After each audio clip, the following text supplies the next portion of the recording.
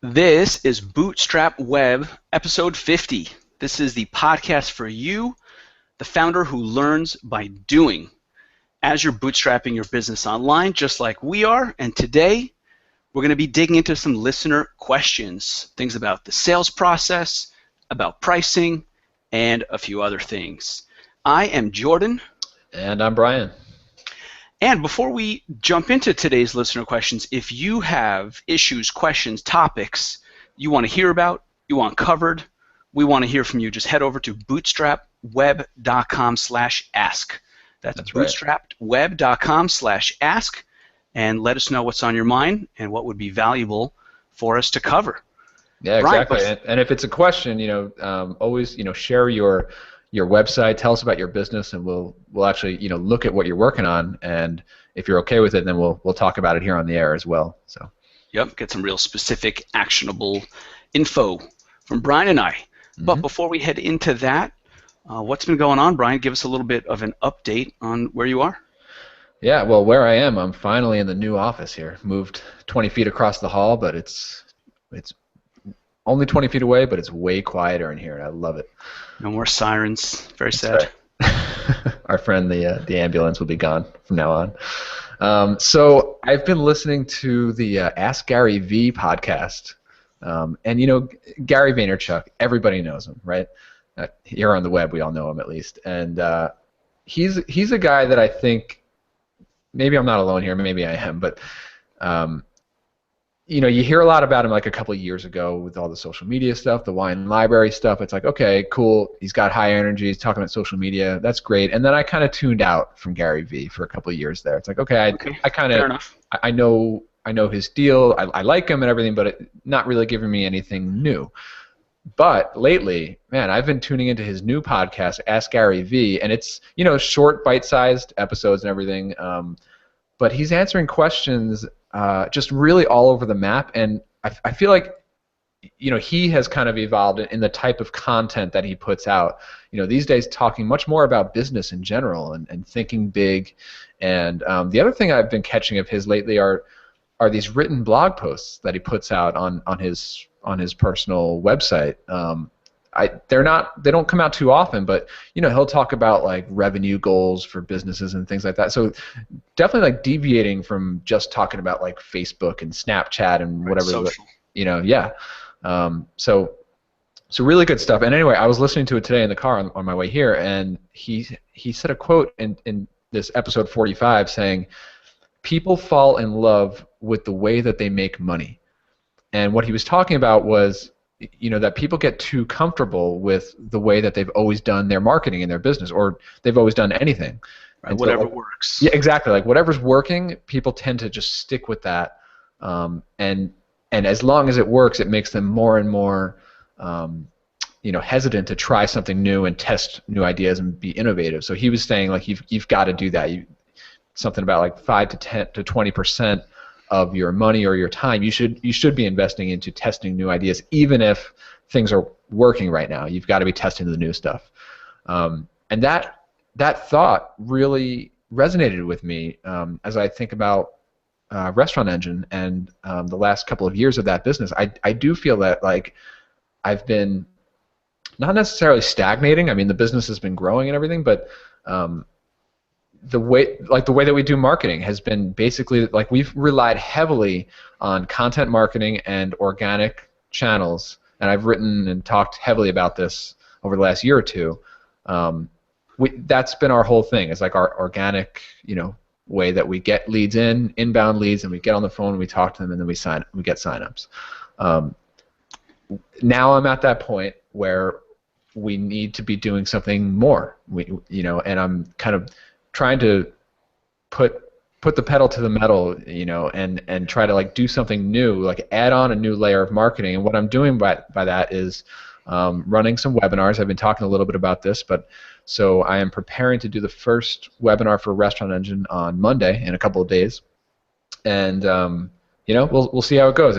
What my goal here is to create a new funnel, like an additional funnel layered on top of all of our organic stuff.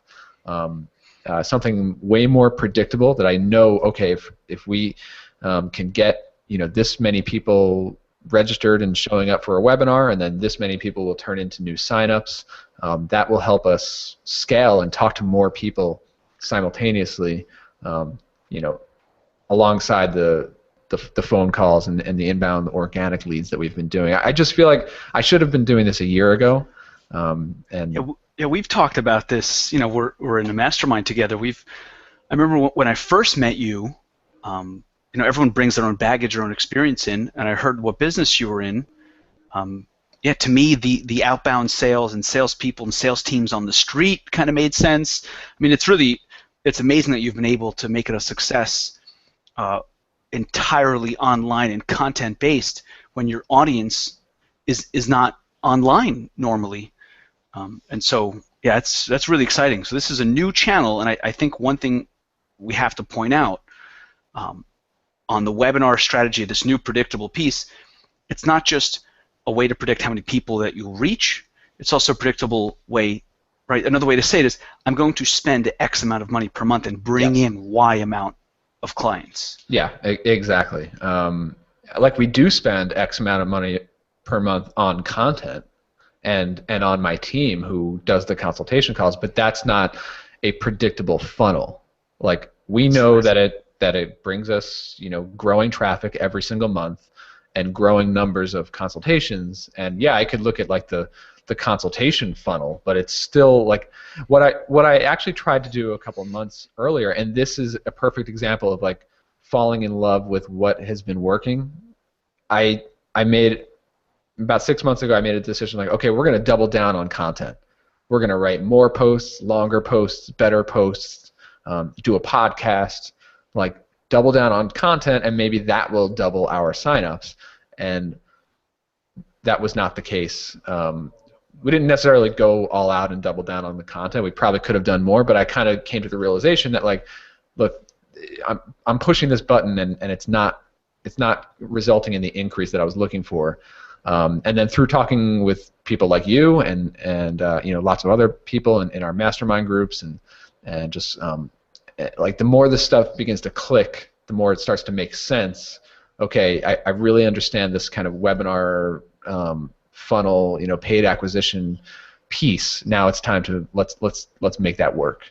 So yeah, awesome. It's it's a natural evolution, and even if you know that it's coming on the horizon, it's still everyone goes through the same exact process, right? They launch a business, they try to figure out how am I going to make this work? How am I going to get clients? And then at first you see all these different opportunities. Should I be doing this paid ad or media buys or digital or sales team or outreach or email, all these different options? You really just want to find one that works and bring it as far as it will take you.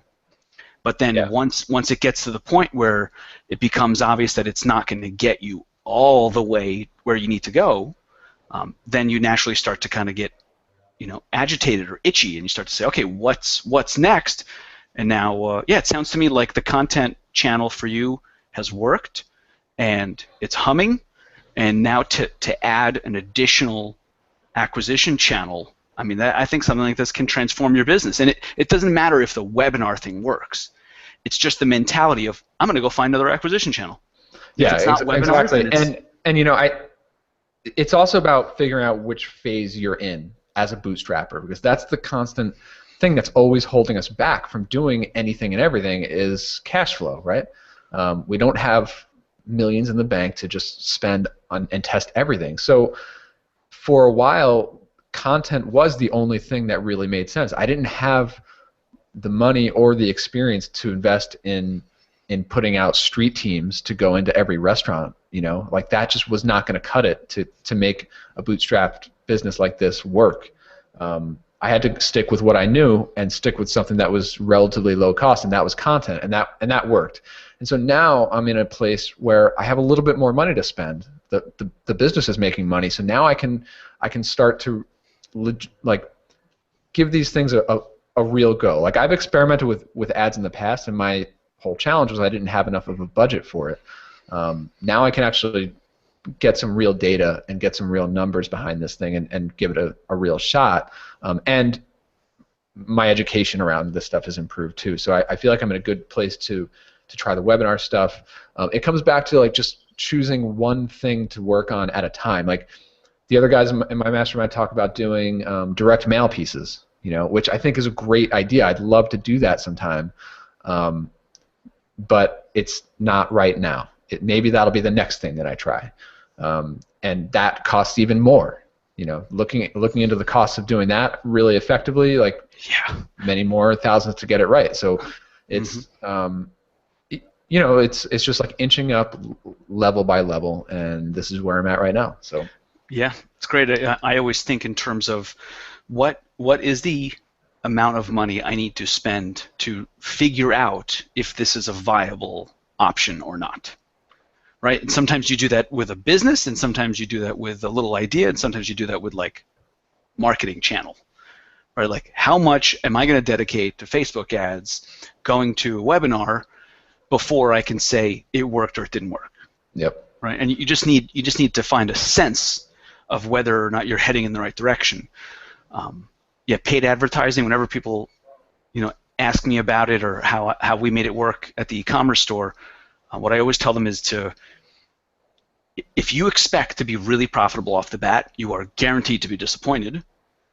If you can achieve anywhere near break-even in the short term, you're actually in good shape because you get smarter and you optimize, and things, your margin will get better, your cost per acquisition will improve.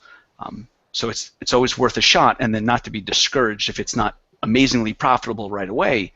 You just need to find a sense that, yes, this thing can be sold in this way, and now that we know that it can be, now let's improve it so that it's really profitable. Yep. Yeah, definitely. So very exciting. Yeah, so that's what I'm mostly working on this month is Restaurant Engine and getting this webinar together. But on the productize side of things, on CastJam and all that, I have taken a break now that I'm done with that launch. But the one thing that I did this week was I sent a survey to all of the people who didn't buy. Not like my entire list. I only sent it to the people who entered their email for the early access for Productize and then didn't end up buying. And this was really good. So this is how I'm kind of getting a handle on the key objections to Productize. And here, so I learned a few things. Here's what I learned. So some people, actually a whole lot of these people said, not right now, but I plan to buy it sometime later, which is good to hear. And a common reason for that was that they're currently going through some other course, and they don't want to kind of take on like 2 courses at the same time along with actually getting work done. Totally understandable, and my follow-up to that, and I like to get into like email conversations with all these people, like more feedback the better, right? Every time someone said that, I always followed up like, well, what course are you working on, and what do you think about that course? Right.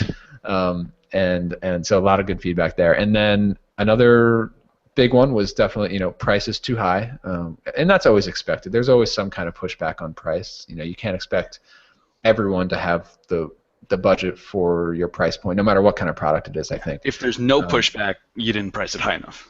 Yeah.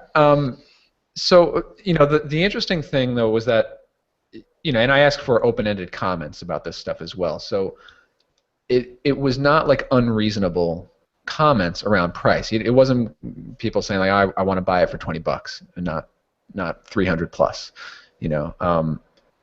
I had a lot, like the majority of those people said like, I'd be willing to buy it between $100 and $200. So it's like 102 or 2 off in their eyes. So that it gives me something to think about. I also had a lot of people asking about like different tiers, and I'm giving some thought around those kind of things. But I am pretty happy with the price point as it is, and I think a lot of other people were too. So, okay. So and then the other points that I learned here, one was like, I heard a couple people say this. Like they're not a fan of watching video courses. And that's just one of those things that makes me want to like tear my hair out, because it's like the whole course is delivered in video, audio versions, which I record separately, and text, like all the same lessons, same content. Right. It's all the work you did. Yeah, it's like 180 page text ebook. I had one person say, I prefer written courses. I'm like, it's there, it's written.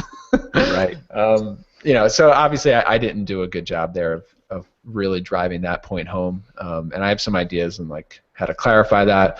A couple people said that they already feel like they have a handle on the concept of productizing, like it's a little bit too simple. And again, I think this is I could do a better job of communicating this, because really the whole productizing piece, like how to pick a service to productize and whatnot, that's only the one part of this course.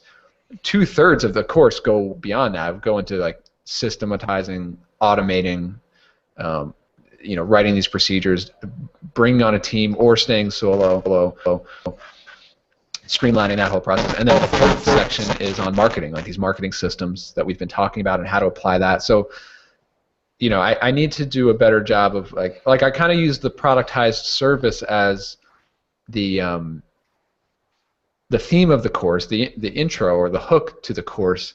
But really, what I wanted to get across is how to transform from a business owner, from a freelancer, into being a business owner, So I wanted to get that across, and I could do a better job there. Right. Yeah, that's a lot of value that gets hidden if the only thing that's talked about is just the productized service piece. Yeah. Yeah. What that makes me think of is, John Lee Dumas's course, right? Launch, grow, and monetize your podcast. Right. It's like telling you all three pieces that, right? So it's like productize, systemize, and market your productized service. Yeah. As the message.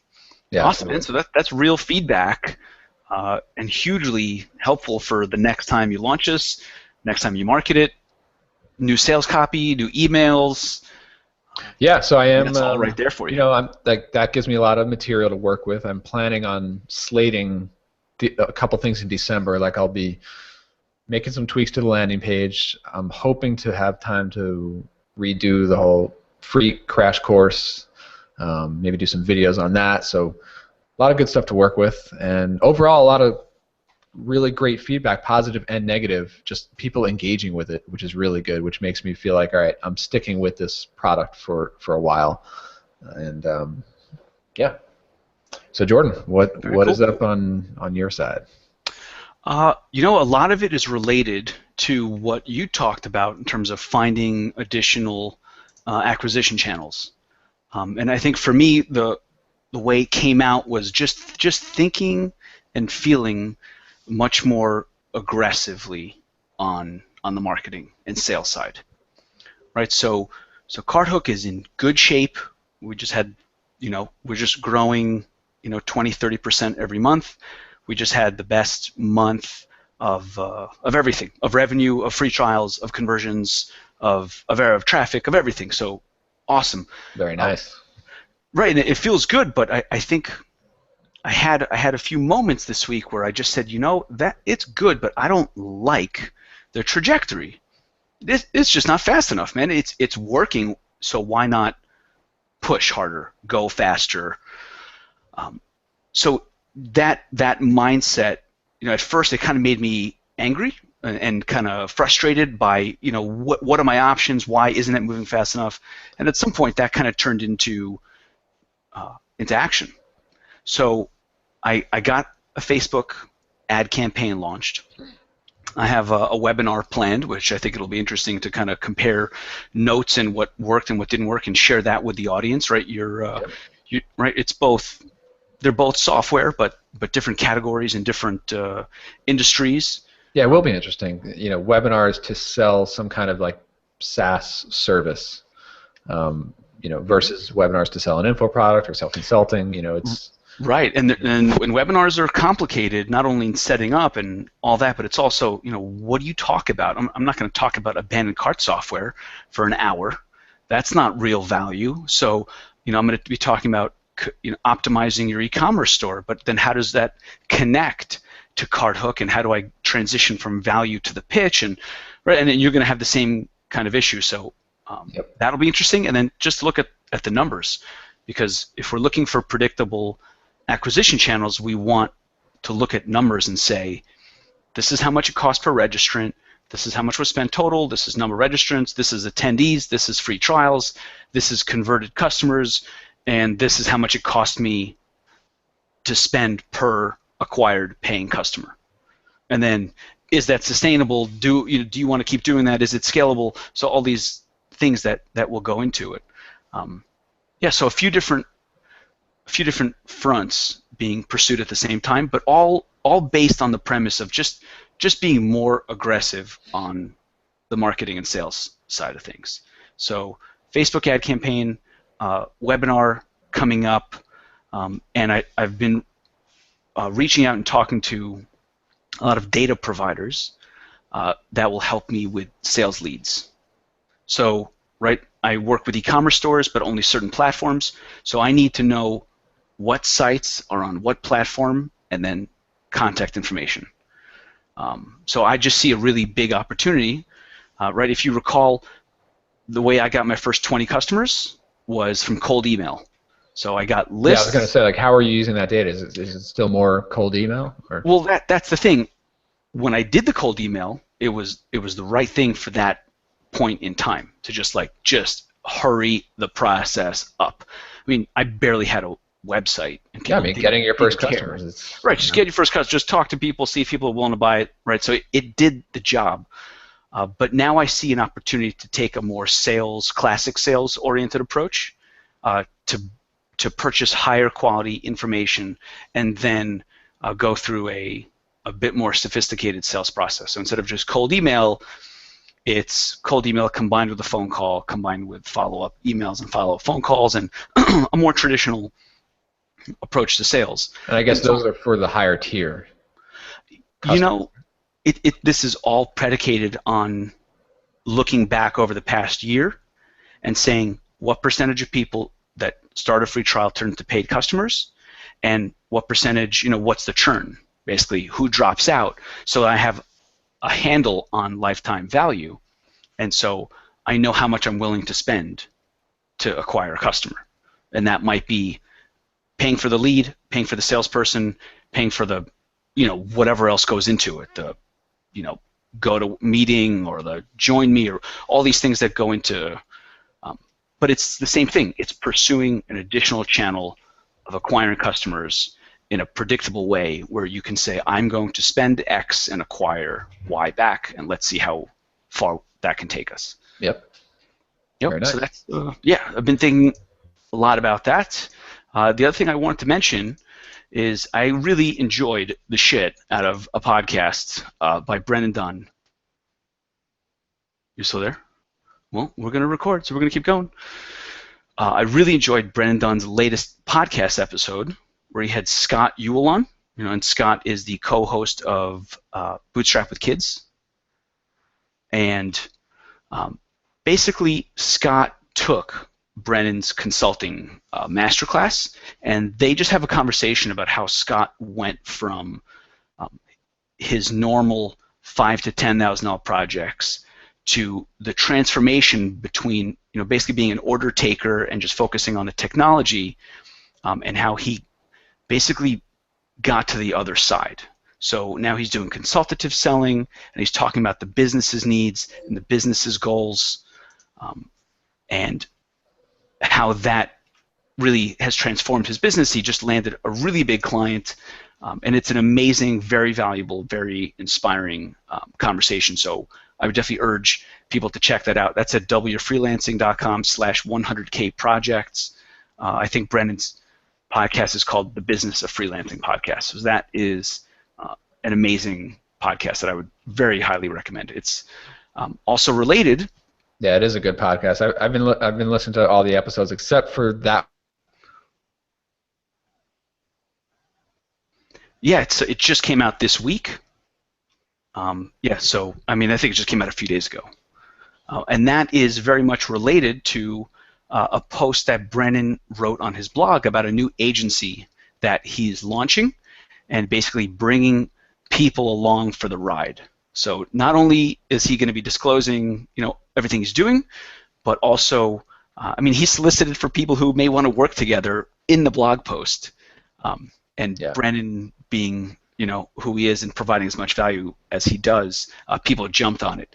So, and his new Yeah, it is agency, really exciting what he's doing there. so interesting, and yeah, I think it's going to be an amazing thing to watch. Right? It's a hybrid of a productized service combined with like a recurring revenue element part of it, like a medium-term engagement, like 6 months, and he basically helps people use email marketing and automation to optimize their marketing. Yeah, totally. And the really interesting thing about watching what Brennan has been doing over the last couple of years and the stuff that he's been consulting with these clients is that like everyone out there does this like sales funnel consulting kind of stuff, right? Like anyone can go into a business, like any marketer can go into a business and be like, I can set you up with a sales funnel. But what he does, and he wrote about this in that article, like he has this unique mix of skills that, like, yes, he's a brilliant marketer when it comes to like writing and figuring out the pain points and putting like an educational course together, but then he's also a developer. He can go into the site or the app or the SaaS or whatever and build out these like metrics tracking to really optimize and personalize the experience for every lead that comes through the funnel. He's done that for his own site. He's done that for client sites. So packaging that together in a service, it's really high value, really unique. So it'll be interesting to see how he does it. Yeah, and I think one of the most interesting pieces is going to be how he handles operating this as an owner and not as someone who does the work themselves. Yep. Right? Because, okay, cool, he has the unique skills personally, but if he wants to run it, right, and in the post he describes how he wants to run it. He doesn't want to do all the work. He wants to set the strategy. Right. And so he's going to have to take what's in his brain and bring it out. Yep. Bring it into a system, into a standard like methodology that his team can carry out. Right. And very honestly, that's what excites me. Because, right, I think most people, I'll speak for most people, how about that? Sure. When you read something like this, you say, oh, Brendan, that's awesome for you, but how do I do this for myself? How do I use this type of approach? Right? How do I apply this to myself to improve my, economic situation, to put it in nice terms? So what excites me very much is that it doesn't matter so much what Brennan knows how to do himself. It's more important that Brennan knows what's possible and what's right, because I can do that too. I don't have to have the amazing mix of skills and talent that Brennan does. I can look at that and say, but if I knew what needs to get done in a business, putting the pieces together. Right, and I think that's part of what is very exciting for other people looking in on this. It's the same thing that makes people excited. When you see other people talk about their success, a lot of times it's like, well, you're just special, and that's awesome for you, but that has nothing to do with me. But in other scenarios, you look at it and say, I can do that because X, Y, and Z, and that's very exciting. Yeah, and I think that whether you're looking at Brennan or whoever, the people who've had these successes, the more you're in this world, the more you're in this game of building these businesses and bootstrapping something, the more you start to realize luck has nothing to do with it. Stars aligning has nothing to do with it. It's just figuring out the right strategies and executing them, in the right sequence, and just learning things. Like nothing comes easy and nothing comes overnight, and we all know that. And even these big success stories, all the people that we all know. What we really see is the highlight reel. There are plenty of mistakes and failures that people learn from, but it's just putting in the months and the years of learning those things, and it's kind of just a matter of time at that point. Yeah, I also think it's very much related, and you've heard the saying before. I'm going to massacre this quote, but it's basically there's a direct correlation between how successful you are and how much value you provide to the market. Yeah. Right? A bunch of cliche words that mean nothing, but then when you look at real life examples, you look at the amount of value that someone like Brennan or Nathan Barry, they just put out so much value and affect so many people that it makes sense that so much comes back to them. The truth is they're getting a tiny slice, a tiny proportion of the amount of value that they're providing. And maybe a few months ago I would have heard that and said, that's bullshit. Business is about having something to sell and figuring it out, and how to sell it and accelerating that, and keeping the margin times the number of units you can sell. Cool. But when we're talking about this type of thing, where it's education and it's service, there's a huge correlation. I look at the amount of value that I put out into the market, man, that ain't shit compared to some of these guys. And it makes sense that what do I expect? To get the same back as they do? Right. No, man, you got to up your game. And that's the kind of lesson that I think is sitting right there in front of all of us, and it takes so long for that to really click with so many people, myself included. The more that you give, because at the end of the day, marketing anything, especially marketing anything online, is about building trust. And how do you build trust? You give something. You build credibility by giving something away, usually teaching some kind of education. That's the new marketing, man. That is marketing. That is what it is. Yep. It used to be different. You used to need a huge budget and have your name known and brand and your logo out, on the Super Bowl. It's just not like that anymore, especially not in our neck of the woods. Yep. All right. So why don't we get into some? Let's read a couple of quick iTunes reviews, and then we'll get into these questions. Got some reviews. I got a couple good ones here. Let's see what those are. Oh, so the first one is, let me just pull it up. Yeah, 5 stars from Phil Dirksen. Phil, I met you at MicroConf. He says, these guys don't hold anything back when it comes to sharing their journey and running self-funded businesses. Keep it up, fellas. Cool, Thank man. you, Phil. And we've got another one from someone who so 5 stars, and the headline is a podcast with less fluff and more meat. I like it. Yeah. It goes by the name of Original PUG. Not sure what that means, but I don't know. He says, I'm not, kind of small type here, it says, I'm not even sure how I stumbled upon these two, but I'm glad I did. What I love about this podcast is that Brian and Jordan are like me. They are in the trenches every day building their businesses. They give real, honest advice about what they're doing, what's working, and sometimes, just as important, what's not. I always come away with some great strategy advice and tools that I didn't know about, and they have a good rapport with each other, so listening is a pleasure. Give it a tumble, Andy Rank says.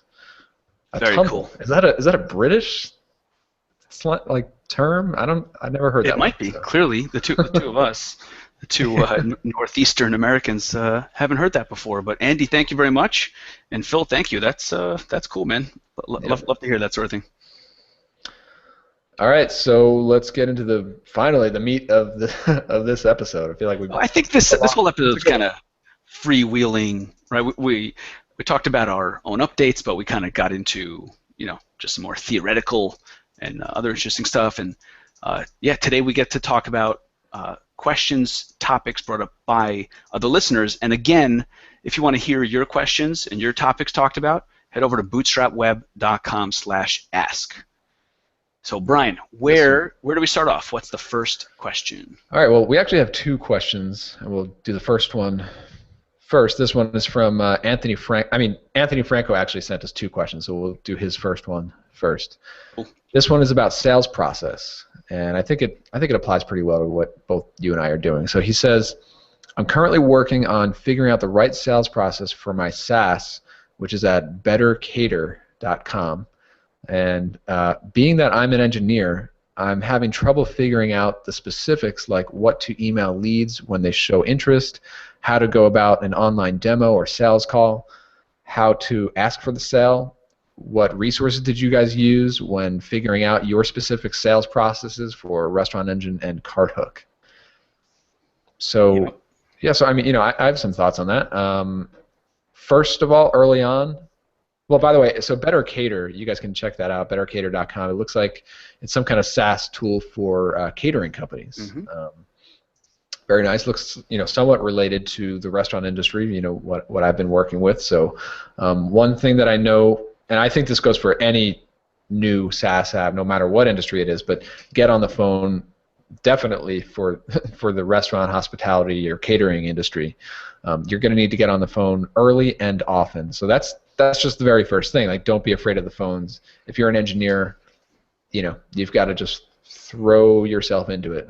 I don't come from any kind of sales phone background, and I hated it for the first year, but I did it, and now I actually enjoy it. So yeah, just get on the phone. So by that I mean, like, have some kind of form, ask for a consultation, require the phone number. If you have like a live chat, first of all, just have the live chat and engage visitors that way, and start those conversations, and then you can, sometimes translate or convert those into phone calls. So just get on the phone. That's the first thing. Yep. In terms of like what to send to leads, so after I get on a call or sometimes with an email, I always send a follow-up email. This goes back to my consulting days. Like, after you get off the phone with a new client or whoever, like, you always want to follow up with an immediate follow-up email. So we have some canned replies that we use, which we then tailor based on what it was that we talked about. So we'll say something like, great to speak to you today about your restaurant. You asked about mobile optimization. We do that using responsive web design. So we'll kind of tailor it based on what we talked about. And then for the past year or so, we also created, or I created this PDF in Google Docs. I exported it as a PDF. We call it like the Restaurant Engine Info Pack, and it's about 3 to 5 pages long. Kind of goes through all the details of our service, the pricing, the setup process, a couple of case studies, links, and our phone number, like links to sign up, and our phone number and everything. This is really good because what we ran into a lot, and I'm sure you probably are as well, is you get someone on the phone who is maybe like a partner in the business, like they're a co-owner, or they're like a lower level manager, like, okay, like, everything sounds good, I just need to run it by the team, need to run it by my partners, need to run it by whoever, my boss, whoever. Yep, bring it to the boss. This PDF, send it to them in the email, like as a PDF attachment. That way they can download. And I say in the emails, like, here's a printable info pack that you can print out and share with your team. Something for them to just like put on their desk and throw around and talk about. That's really important. Yeah, they can bring it into a meeting. I feel the same way. Yeah, and then, yeah, totally. And then just a couple quick things here. Set reminders to follow up. Like, in the beginning, I used just followup.cc. So every lead, I always set myself like a 7-day reminder to send a follow-up email or give them a follow-up call. These days, we have a whole like sales CRM follow-up system built out in Trello, and I have a really detailed blog post covering everything about that system that you could ever want to know about. You use Trello for a CRM? Yeah. I don't even want to know. That's crazy. We have it's like Trello plus Zapier plus, or Zapier, whatever it is, Gravity Forms. It's all kind of hooked together, and then we've got procedures for my team to follow up and call everyone. So that's all detailed on a post that I wrote called "A System for Selling," and we'll link that up. You asked about like resources, like how did we learn about this kind of stuff? So first and foremost, I mean, just learn by doing.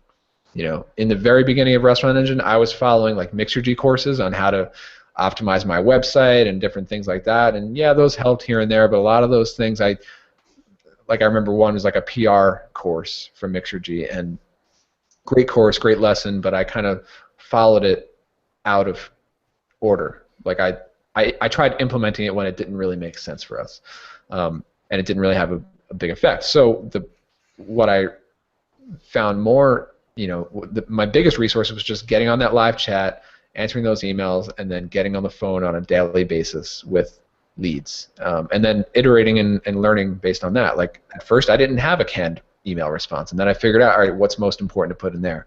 For the first year, I didn't have this info pack, and then we figured out, oh, that might be good to have. So you just learn these things over time. You don't have to get everything right on day one. And then the other thing, emphasize that. Yeah. I would say don't don't trick yourself into thinking I have to have this stuff before I start selling, because whatever you create, not only is it going to be a waste of time and push back your sales efforts, which is always a disaster, but whatever you create isn't going to be right because it's going to come from your head as opposed to the actual customer. So don't do anything.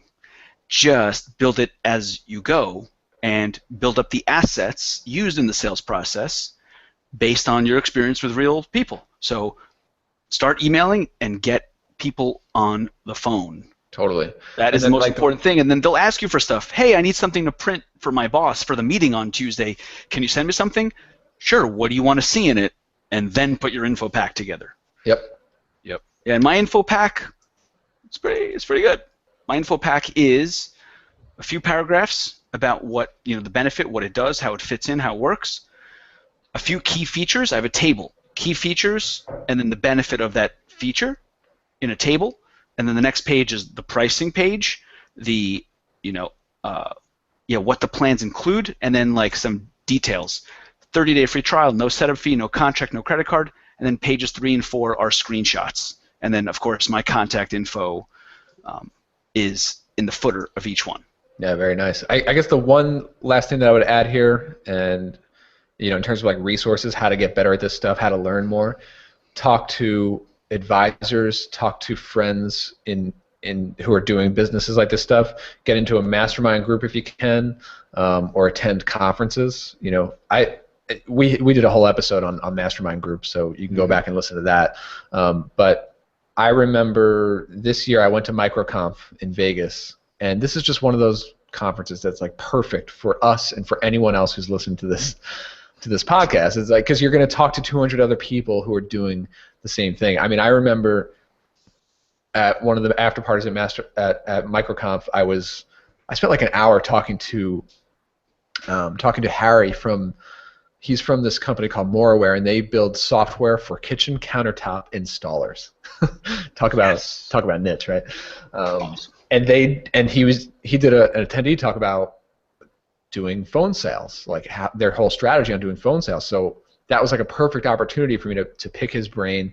Spoke to him a bunch at the after party, and then I actually had another Skype call with him afterward, just learning about how to like ask questions on the phone and get the customer talking and that sort of thing. It's like you wouldn't really learn this stuff unless you start connecting with fellow business owners and bootstrappers and figure out like what's working for you guys. Like I still need to do a better job of like reaching out and asking for advice. Yeah, you always come up on bottlenecks, and whatever issue, whatever bottleneck you're dealing with, someone else has figured out a lot better than you have currently. So I always listen for that. Right? If I were just starting out listening to our conversation right now, I would have picked up on, okay, but how the hell do I get people on the phone? Right? So that's where you zero in if that's your current bottleneck. Right? If Anthony, is that his name?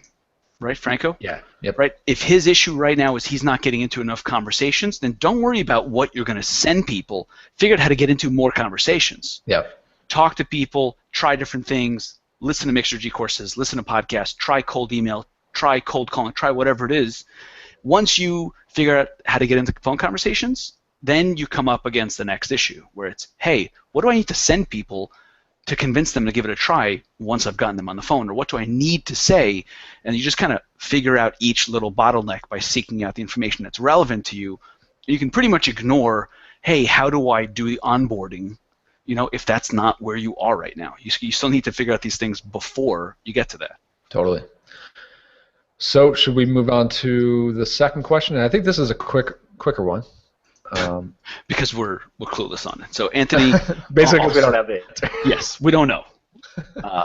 Anthony asked about insurance, right? Anytime these things come up, accounting, insurance, lawyers, legal, privacy policies, you can ignore it. That's what I like to do. But you have to kind of like look the other way and do something else that I enjoy. Yes, but you have to at least be aware of these things. So Anthony asked about liability insurance. Right? He said I read the book Starting and Sustaining, and it mentions having liability insurance, and I wonder if that's something that you guys have in your business. So he asked more about cyber liability insurance, basically what do we recommend for a SaaS business in terms of insurance. So, yeah, you want to take this? So I looked into liability insurance, not in the early days of restaurant industry, but actually back when I was doing mostly freelance and consulting work. I looked into protection against liability. So that's like errors and mistakes on a website, and that can cost clients business or something like that. Mm-hmm. That's where liability insurance comes into play. When I looked into it, and this was a couple of years back, it was pretty expensive for that type, and for like technology or web-based liability insurance, it was something like, I don't know, like $1,600 a year. So it can be significant, depending on where you're at. I ended up kind of just sticking with just forming an LLC, and not that it's the same solution. It's not. But I did form an LLC just to have some kind of separation between my business and personal assets. So if we were ever to be sued, I guess there's some, I think, and don't take I'm no lawyer here, but I think there's some kind of separation. Like they can't go after our home, personal basically. assets, presumably. Yeah. Now, so I did do the LLC, and this was like maybe in my second or third year of being on my own as a freelance web designer. The first 2 to 3 years of that, I had nothing. I did have I had like a DBA, doing business as. So essentially, I'm just like an individual.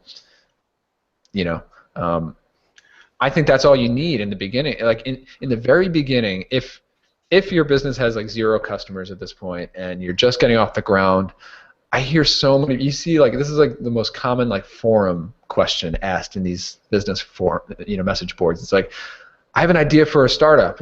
I have an idea for a business. Do I need an LLC or an S corp or C corp, or what do I need? Like, that is not the question. The question is how to get your first customers. Focus on that first, and then, when it starts to make sense and things start to get traction, then you might want to start to get some protections in place and whatnot.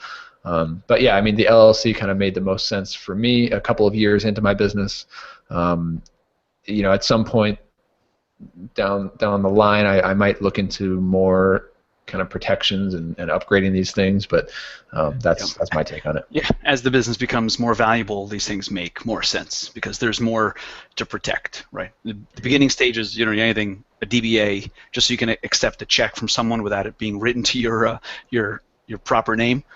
That's as much as you need to get started to do, a website project for someone. Yeah, and disclaimer: we are not lawyers or accountants or whatever. Do not take our advice. Yes, the corporation. Look, it costs money, and you need to maintain it. And oh my God, am I not looking forward to moving my S corp from Connecticut to Oregon right now? I have to dissolve. Yeah, look, this side of the business is not fun, but you do need to just get it straight and then stop thinking about it. But there are significant tax advantages. Obviously, you want to take advantage of those once you have a real business. Once you have anything near substantial income, right? The fact that I have an S corp has made an enormous impact on my tax implications and how much I take home, and health insurance and all these other things. So this shit's annoying, but you have to take care of it. More specifically on the liability insurance, after we got this question, I did some of my own research, and there are some companies that are catering to web businesses, and it does seem pretty affordable. So it is on my medium-term to-do list on, okay, once I get to, I just put myself, I put a line in the sand. Like, okay, once I get to, X number of clients or X amount of revenue, then no more excuses, go get that shit done. Mm-hmm. Which isn't a bad take, but don't do all this stuff ahead of time, man. Just go. Yeah, very nice. So why don't we get into this third question? I think this will be a little bit of a longer one, and it's a good topic to tackle. So this comes from. You want me to read it, or are you going to read it? Yeah, go for it. Okay, so this is a long one. So here we go. You don't have to read every. Okay. Yeah, I know. I do want to get a bunch of his main points in there, though. Yep. Ryan Frank asks us about pricing. He says, I'm on the brink of launching my first SaaS product. It's an automated system that solves a pretty simple problem, so my approach is going to be getting a lot of users spending a little bit of cash. So Low price, high I'm volume. getting like alarm bells going off here. So so a couple questions here. Should you start high and reduce cost until you find that sweet spot that users are willing to part with? Right, and he means price. Start high and reduce your Right. price. Right. Should you start with a low price and raise prices based on features added? And then he goes on to a couple different things here. By the way, he does give us his site, and that is tossblocks.com. Mm-hmm. It looks good. It really does look good. It looks pretty slick. I think he asked us this question a couple months back, so I think he's come a long way with it since he asked the question. It looks really good. To me, it looks like the way that he describes it is it's a utility that helps professionals who work by appointment share their schedule on social media feeds and book one-click appointments. So it does kind of remind me a lot of these other appointment setting applications. I use and I love this app called Calendly.com. Just really clean, really easy to use. I think what he's talking about, like, his seems to incorporate some social media feeds or features, which kind of differentiates it a little bit. And the app has kind of a different workflow, but I'm seeing a big similarity between Calendly and like Schedule Once and Time Trade and a whole list of other of these appointment setting apps out there. So he also asks here, I'm struggling on a decision between $8 a month or $12 a month, and I'm afraid of charging too little, obtaining a set of. Calm down, Jordan. I know. No, I'm afraid of charging too little, obtaining a set of customers, and then being stuck, unable to raise the price. So yeah, I think right there on that point, $8 or $12, frankly, there's not a huge difference between those two numbers. They both seem too low, and so I think that's the big thing that we need to talk through here is $8 to $12 a month is very low, so it's going to be an extremely difficult uphill battle to get enough users to make this a sustainable business. And if you're bootstrapping and this is your very first thing and you're doing something like consulting or whatever else on the side, it's going to make it infinitely harder to make this work at an $8 to $12 a month price point. Now, that being said, this product, it looks like currently on the site there's like a free plan or some kind of freemium model, which adds even more of a hurdle to get that cash flow in the door and make this sustainable. Now, I said that's a very low price point, and that's too low, but it's not necessarily too low for this type of product, because you look at a Calendly, you look at all these other ones, most of them do freemium too. So that's your competition, is you're up against free, and you're up against the deal. So this isn't the kind of thing that says like, hey, nice product, just charge 5 times more for it and you'll be good. Right, just raise your prices is not, That's not the answer here. I think there are some harder questions to work through. So, I mean, what are you thinking there? Yeah, so this is tricky, man. And, just to start off by saying, we could be completely wrong. Right? There's no way to know what the right price is and the right approach and all this. So everything we say here it's just dealing with the information you have at the beginning before you've actually launched, right? So the way I look at it is I work backwards, and I say, all right, to make this business sustainable so that it can provide a full-time income so that you can stop working on everything else and give this a full go with 100% of your time, I just call it 10 grand a month, right? Nice round numbers.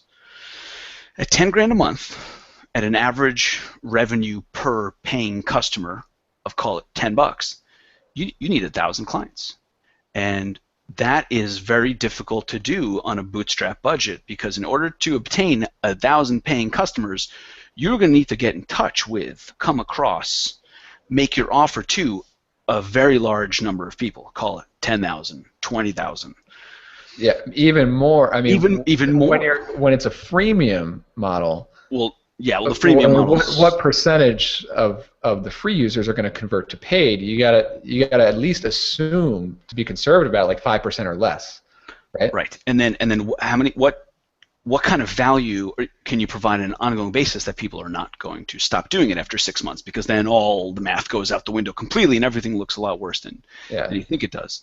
So just from that point of view, I just see it as a really tall task for a bootstrap company, one person, maybe two people, to get to 1,000 paying customers. It's just, that's gonna take some luck. You're gonna have to get some mentions in big media and some people sending people to your site. And you can't do that on a budget, right? You can't pay.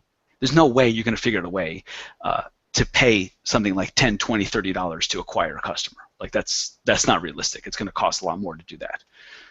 So you need luck. You need content. You need things that scale and go viral, and that's risky. Yeah, so, and things like showing up on Hacker News or getting on like Life Hacker or some big blog, that'll be a one-time spike in traffic. That's not a sustainable thing that will take you to 1,000 paying customers, right?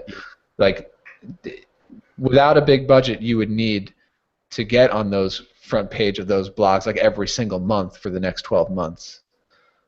It's just extremely difficult thing to do.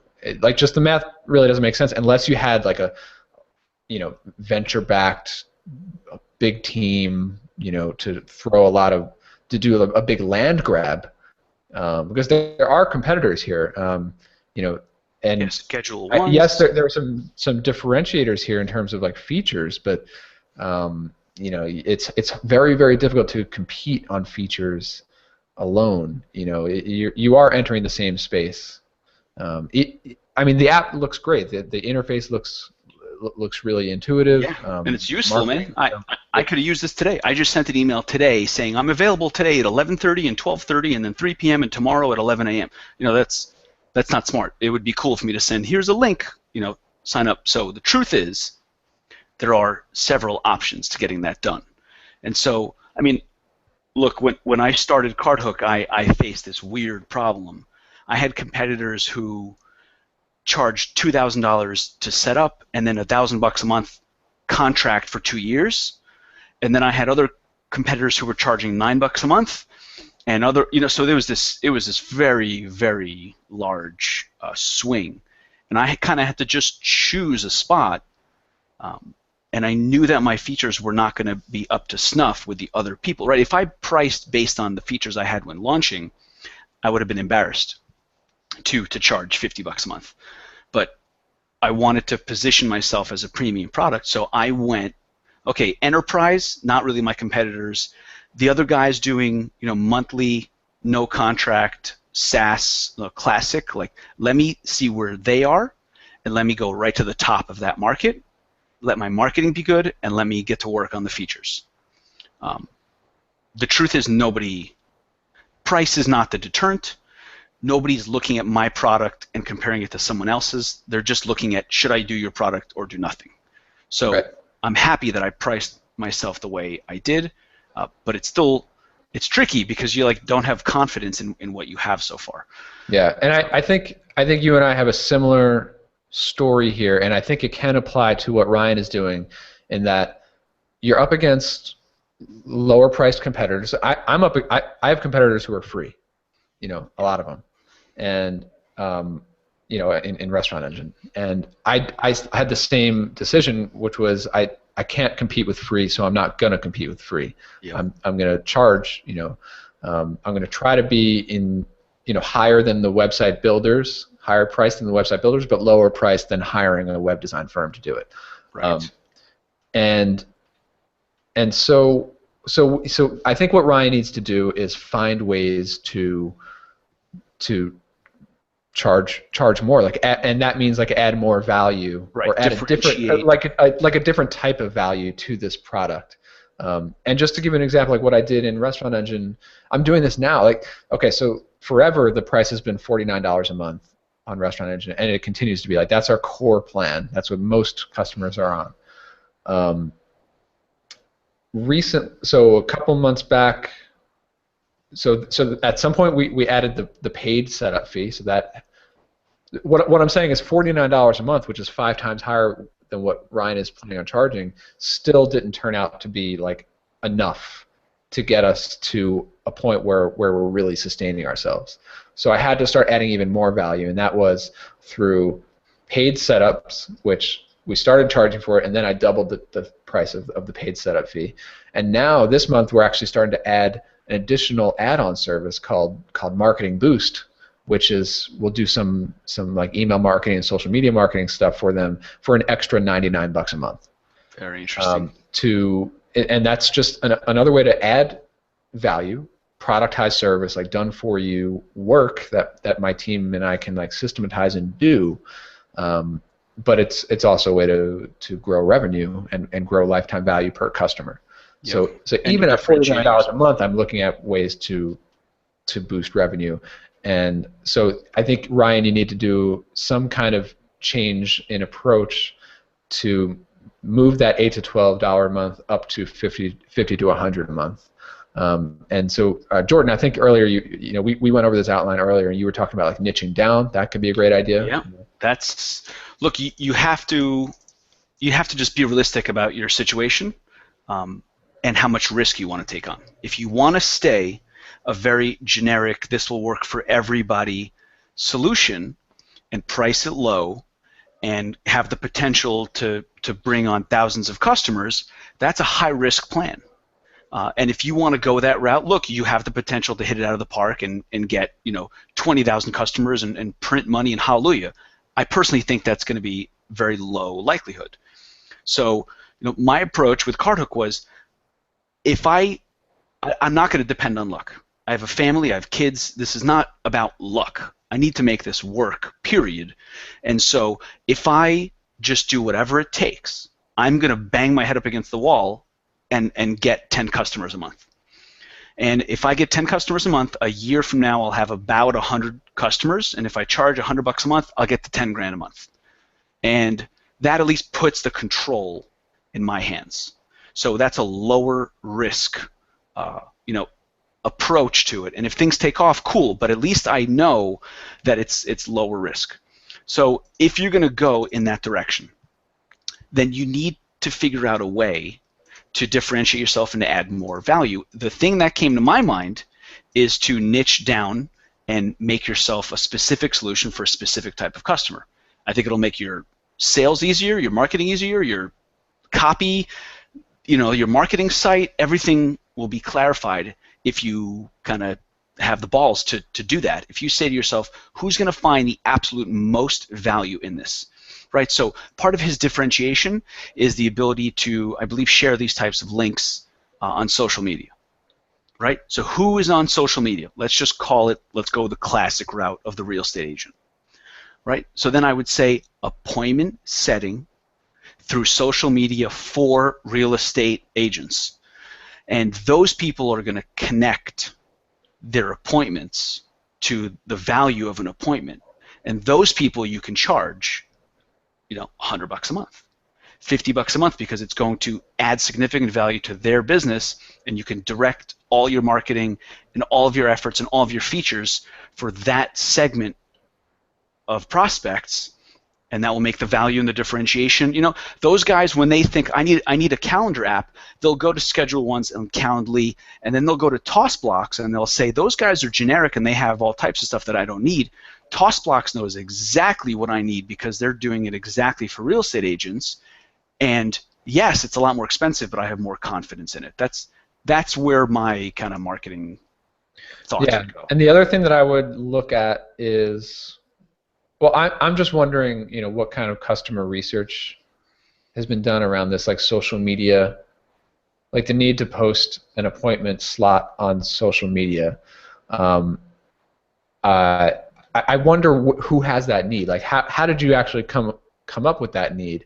And I'm just like thinking off the top of my head here, and I could be completely off base. That's why you need to do the customer research around it. But this could, I'm hearing some like similarities with Clarity. like on demand. Let me pick your brain. Like, hey, I'm a business coach and I've got an hour free this afternoon. I'm going to tweet that out to my followers. Does anybody want to buy this hour? Like, click here to book it through Toss Blocks. It costs X amount of dollars. Percentage of that goes to Toss Blocks. That you can look at some kind of creative solution around that. Kind of like a clarity, like a mix between like clarity and like a schedule once, but monetized basically. Yeah, but whatever we're dancing around is just a more clearly defined unique selling proposition, and by doing that and having that as your focus and as your purpose, you start to gear everything toward that. The copy, the features, and because it's differentiated and because it's more valuable for a smaller segment of people, they'll find it more valuable. There you essentially have your excuse to charge more money. Yep. All right, so I think that wraps it up. 3 good questions, and we tackled them. So if you guys have any other questions, let's hear what's going on in your business. Give us the link, or even if you just want to hear like suggest a topic for an entire show. We're all ears. You can get to us at bootstrappedweb.com/ask. And that'll wrap it up for today. So, as always, you can dig into the backlog of episodes on bootstrappedweb.com. And if you're enjoying the show, please do head over to iTunes and leave us a 5-star review. We'd appreciate it. All right, Brian, good stuff. Until next week, see ya. See you guys.